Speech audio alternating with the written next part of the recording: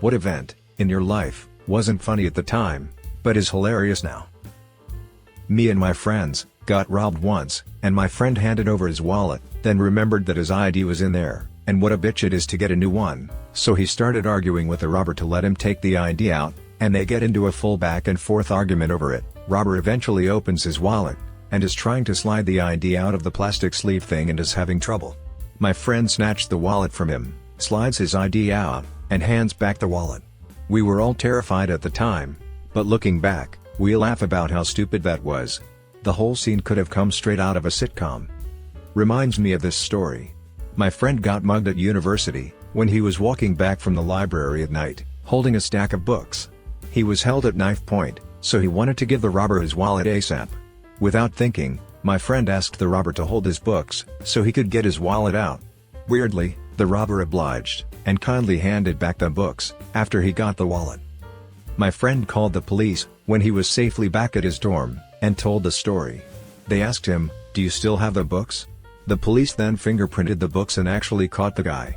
My friend didn't want to testify, because the robber was so polite. Edit: no, I'm terribly sorry, it was in the UK, not Canada. Parents just got their divorce finalized. Dad ended up leaving, and it was just me and my mom at home. I tried to think of something to lighten the mood, and give a silver lining, but since I was like 8 or so, the only thing I came up with was, at least we aren't moving. Needless to say, that's when I learned for the first time that we were moving. Was walking down the hallway, talking to my crush, when suddenly I had to fart. For some stupid reason, my 10-year-old self thought it would be a good idea to interrupt her, stand in front of her, say, "Sush, watch this," and fart. Except it wasn't a fart.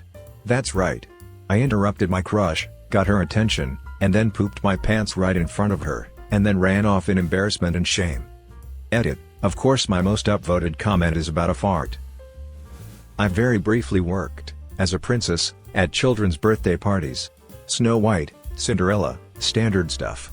One day, dispatch called me and told me I'd be playing Hello Kitty at a party. I didn't even know that was an option. But okay, fine.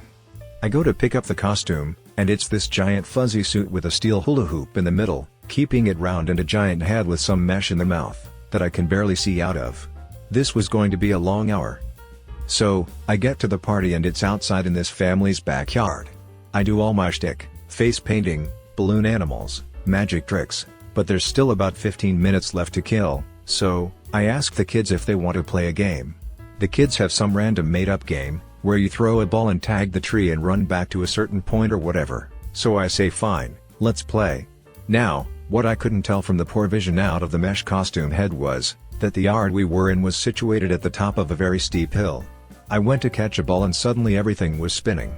I was rolling, the hula hoop kept its shape, so my feet never touched the ground. I rolled like a giant fuzzy ball down the hill. The giant head flew off, and I landed at the bottom in a giant bush. I could see tiny heads peering over the side of the hill. Finally I heard a mom yell, "Are you okay?" "Yeah." "Do you need some help?" "Yeah." It took 3 dads to roll me back up the hill, because my center of gravity in this giant ball wouldn't allow me to climb back up this massive vertical hill. The head was dented, there were twigs sticking out of it. Half the kids were laughing, the other half were sobbing. I walked straight through the kitchen and out the front door, without bothering to say I was leaving, and see if I'd get a tip. I wanted to leave so badly, I attempted to get into my Saturn with the suit still on, but that wasn't going to happen. I had to change awkwardly, behind my car, and left as quickly as possible. Horrifying at the time. Thankfully this was pre-smartphones, so it wasn't all over YouTube the next day. Although now, I think I'd like to see it. It's pretty hilarious in retrospect. One time, when I was in 7th grade math class, the teacher asked a question that I actually knew the answer to, so, when he asked the class which of us knew the answer, I enthusiastically shot my hand up, but he didn't call on me. However, the girl he did call on got it wrong, so, when he asked the rest of the class who could give the correct answer, I not only threw my hand up this time with even more fervor than the first attempt, but I accompanied it with a deal ceiling, I know, as well. This time he did call on me, and just as I went to triumphantly announce the proof of my mathematical prowess, I sneezed, the force of which caused me to blast the loudest fart I had ever produced in my theretofore young life. As I turned 12 shades of crimson in the mortified embarrassment that only a 13-year-old kid, who just farted in front of a roomful of other merciless 13-year-old kids, could feel, and said roomful of vengeful little bastards, already roaring in laughter at me. My shame was only further deepened, when the teacher, stifling himself from bursting out fits of laughter as well, confirmed to me, and the rest of the class, that's not the right answer either. One time, I was hooking up with this girl, for the first time, in the back seat of her car. I was going down on her, and I noticed that she was really wet. Almost too wet. I didn't think much of it and kept going. At this point, I noticed the taste of blood. I tried to keep my cool, and evaluate the situation, by kissing slowly up her belly, so I could take a look. That's when I noticed a trail of blood that I had just made all the way up to her belly button. I shot up and gave her the most concerned look of my life, but here's the twist. I saw blood dripping down from my face. It was mine. I got a nosebleed. Her cloth seats were stained. I had an unbelievably busy couple of weeks with work. Thinking of so many things, I ended up accidentally closing my car keys in my trunk. Called and waited for CAA, roadside assistance. They got there, I realized my car wasn't even locked. My friend's younger brother once locked his keys in his car. He called his dad to bring the spare and unlock it. While his dad was driving over, he realized the window was down, so he could obviously get in and grab his keys. Rather than call his dad and say he no longer needed the spare, he rolled up the windows and then locked his keys in the car, for real. I had testicular cancer 5 years ago, and opted not to get a prosthetic. My ballsack now looks like a coin purse, which is pretty funny. Edit. Hey guys, I commented here, when post was at 1 upvote, I am glad it blew up. Testicular cancer can be cured with surgery, if you catch it early. Do self-exams, hard lumps are bad. My wife found mine during foreplay, when we were still dating. My wrestling buddy from college wasn't so fortunate, he waited until it was the size of a golf ball and had to do chemo, radiation multiple times over 4 years. He is impotent now. Exam yourself, have your SO do it, catch it early boys. It is a rare type of cancer, but most common in 20-something white males. If you have any questions, please ask or PM me. I am drinking now, but promise to get back to everyone. The timing of my mother's death. She was notorious for wiggling out of conversations when she was younger. She'd slip some no-meaning answer in to placate you, but you'd never get to talk about whatever it was bothering you. We hadn't spoken or seen one another in years, and I knew she was ill. My brother confirmed, and I decided, on being the bigger person, to bury the hatchet, and got a ticket for a hurrah and hangout. Some jokes about a lot of missed conversation. We were due to fly out on Monday, she died the Saturday before we were to fly out. She was always good at getting out of conversations. Kinda reminds me of my mom. She had cancer and I was with her the whole time. We literally lived next door to each other. One day, after radiation, she tells me, you know, I don't feel like someone who's dying. It was terminal. She died in her sleep that night. Like, what the hell, woman? Just darkly funny. I stopped by the Dick's Sporting Goods shop, where my son worked during his college years. Waiting around for him got boring, so I decided to try out one of the treadmills on display. I had never been on a treadmill in my life, but really, how hard could it be? I hopped up on the one with the key in the ignition? Whatever, and turned it on. Whoosh. I flew off the end of that thing, like I was traveling backwards to hell, and knocked over a poor woman browsing the sweatpants. We disentangled ourselves, and decided we were both unhurt, while my son, who witnessed the whole stunt, watched, shaking his head, from the back of the store. You know what made it somehow even more embarrassing? That I had my big handbag over my shoulder the entire time. Just, who treadmills with a purse? My mom once slapped me and my 2 sisters, all in one motion. All I imagine is Futurama, where mom slaps all 3 sons. Me and a coworker were on a conference call. Basically the entire multinational IT team, discussing some project coming up, with some corporate bigwigs. So, we're told what we need to do, and one of the guys from Holland, I'll call him Bjorn, goes off on one complaining about the workload. He goes on for a solid 20 minutes, complaining and just talking in circles, but the thing was, this project wasn't optional, we had to do it no matter what, Everyone was in the same boat and he actually had one of the lightest workloads, having the fewest users to support. After his tirade is over, the focus switches to the UK team, and we're told what we need to do. We basically just say, "Okay, understood." I mute the phone, turn to my co-worker and say, "You see how much effing easier it is to just agree to something, instead of wasting everyone's time bitching? It's not like we've got a effing choice. Just get the F on with it." Is it just me, or is every conference call like 10 minutes of useful info, followed by 45 minutes of Bjorn bitching? Then my co-worker chimes in, "Yeah, all he does is effing whine. I'm Bjorn, I've got to do some effing work for once. It's less than everyone else, but I'm going to whine about it for effing hours. Every time." Guys at what? I've seen how many tickets he does a week. What he calls a busy week, I call an average Monday morning. But it's the way, he'll keep whining about something that we can't change. Doesn't matter that it affects everyone, doesn't matter that we've no choice, but to suck it up and get on with it, he just talks in circles. Yeah, and why moan about it? It's not like the company's going to say, "Okay, we'll cancel a multi-million-pound project, because effing Bjorn wants to spin in his chair all day." Then, we notice the call has gone completely silent. I look at the phone and see the mute button isn't lit up. I shit my pants and, for some reason, mute the phone, like it will erase the last minute of conversation. There's dead air, for what felt like an eternity, then we hear, "UK, did you say something?" Me and my coworker just stare at each other in horror. The company CEO is on the call, so the main head of IT. At that moment, the UK IT head, whose office is just down the hall, boots the door open, barges into the room, making cutthroat motions and mouthing, "You're not on mute. You're not on mute." We just stare back in horror and say, "We know." Then the call goes, "Okay, let's carry on." At that point, we see that the UK IT head is actually trying not to laugh, and we figure, we can't be in that deep shit. Then the call goes on, like nothing happened. Bjorn, uncharacteristically, stayed silent. We didn't get in the shit for it. No one complained, and our boss wasn't pissed at us, because we were basically saying, "This is our job, we have to do it, so there's no point bitching," and Bjorn never complained, probably because he knew we were right. Now, we laugh about it, but when we realized the phone wasn't muted and the call went silent, we nearly soiled ourselves. 5th grade graduation, I was selected to present some award to one of my teachers. No one told me anything about it, so, day of I get called, first out of the 5 or so that were being given, and I really confusedly stood up.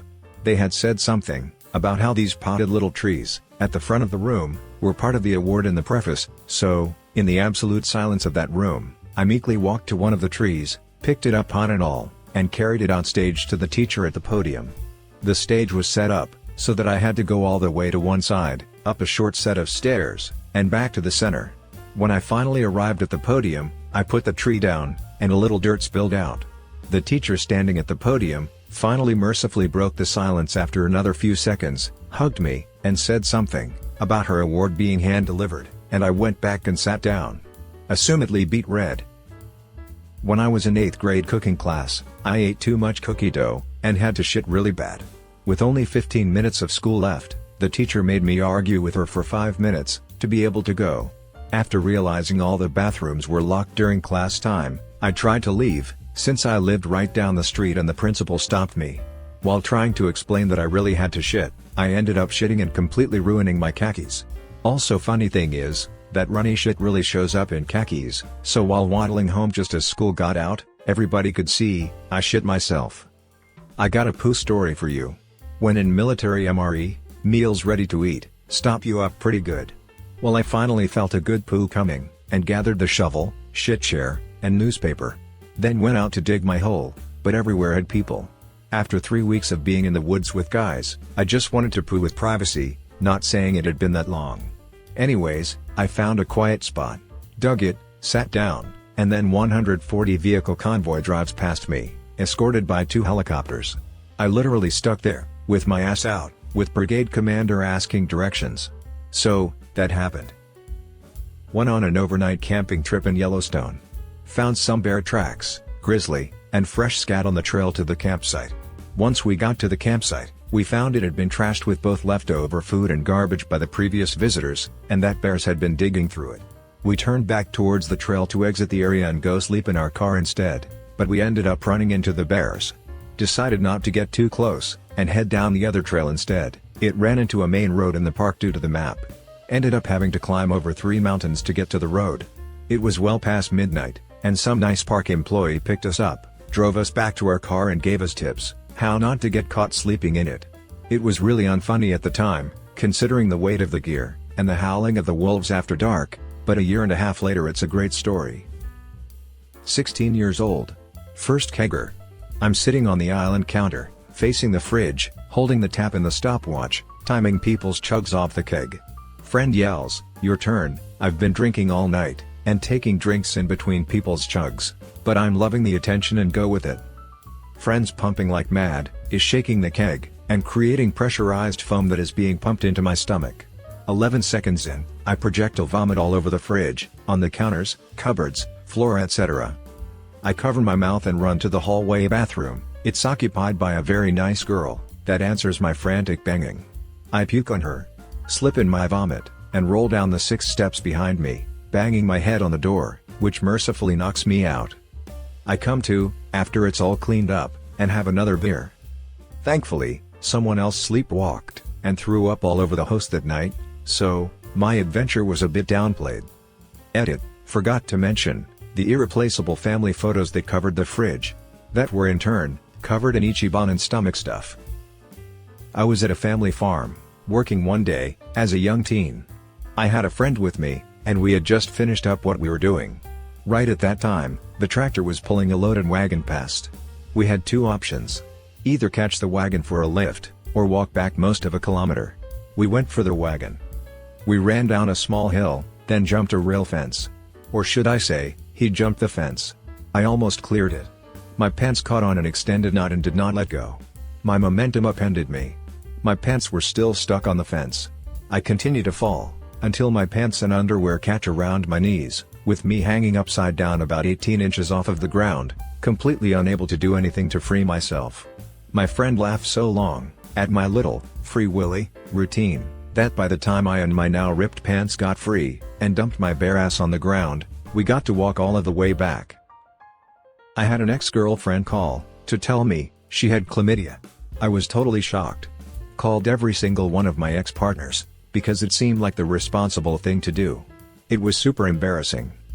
I went to the doctor and took the pee test, but, because I was the only person who could have given my ex chlamydia, the doctor gave me the antibiotics on the spot, so I could start taking them. They made me totally nauseous, one of the worst experiences of my life. A week later, a friend tells me, that my ex-girlfriend read her test wrong. Her chlamydia test said, pending, and somehow, she assumed that meant positive. So, long story short, I never had chlamydia. Not funny at the time, but now I laugh, when I think about how ridiculous the whole situation was. I had a manager who was well known for being a bit of an airhead. She was a good manager, but you had to remind her of things constantly, and often had to explain things multiple times. She also had no known poker face. One day I came in, and the number I needed to sign into a cash register wasn't working, so, I went to her to see if she knew what was going on. She looked at me completely deadpan and said, "Oh sorry, I forgot we were firing you." She waited for me to lose all the color in my face, before saying, "Just kidding, we changed everyone's number," and giving me my new one. I hated her in the moment, but it was hilarious by the end of the week. So, I was running at full speed, I was about 10 or 11, and my cousin threw a basketball at me. He threw it so perfectly, my legs caught it, as they were closing, while I was running. And I essentially just sailed through the air, still in my run pose, as if I'm waiting for my legs to un-F themselves. When I finally hit the ground, I slid on my knee. You can still see, where I landed on it. I was furious then. But now, I can't help but laugh and be in awe, of such a well-timed ball. When I was in 6th grade, I won the class spelling bee. I knew it wasn't a big deal, because I knew no one cares how good of a speller anyone is, but though I was an eager reader, I was a poor student, and I had a subdued pride that I had won, and that I would go on to the school-wide spelling bee with an opportunity to showcase, before the whole school, that I was good at something. My second word was, plaid. When it was given to me, it just sounded like a nonsense syllable. I just shrugged and figured it was probably the past tense of, plod, and rattled off my assumed spelling, without thinking. It took a split second. I was standing there, before a Catholic school assembly, half of whose students were wearing plaid jumpers. The meaning of the word clicked the very moment I had repeated the word, and the scope and ridiculousness of my error crashed into me instantaneously. My eyes went wide as dinner plates, and I positively screamed in incredulous, self-loathing outrage. It was like this. "Your word is plaid."